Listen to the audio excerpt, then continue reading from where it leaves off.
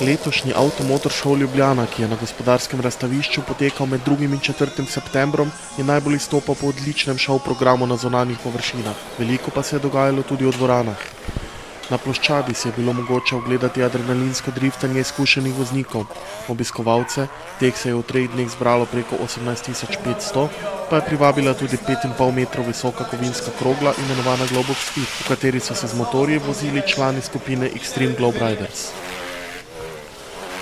V halah si je lahko obiskovalec oči pasel na predelanih avtomobilih, pri katerih so lastniki nedvomno veliko pozornosti posvečali detajlom. Hitri motocikli so skupaj s tihimi in ekonomičnimi električnimi avtomobili zapolnili drugo dvorano.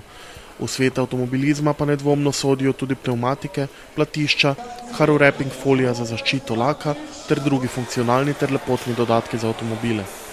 Ljubitelji ameriških avtomobilov so si nekaj predimenzioniranih lepotcev lahko ogledali na zunanji ploščadi, kjer so jih na ogled postavili ponosni lastniki združeni v V8 Klub Slovenija. Tipične oblikovalske poteze oblikovalcev čez lužo je bilo mogoče zaznati prav na vsakem avtomobilu, ki pa se jim je videlo, da so pretežno namenjeni vsakodnevni rabi, ter jih večina lastnikov ne čuva doma v garaži.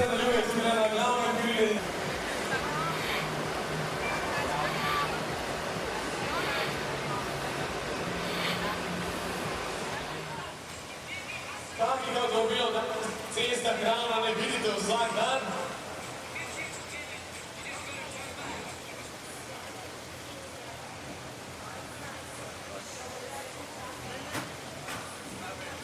Potem so tu še glasbene skrinjice, jekleni konjički, s katerimi so se udeleženci pomerili v tekmovanju za najboljši zvok.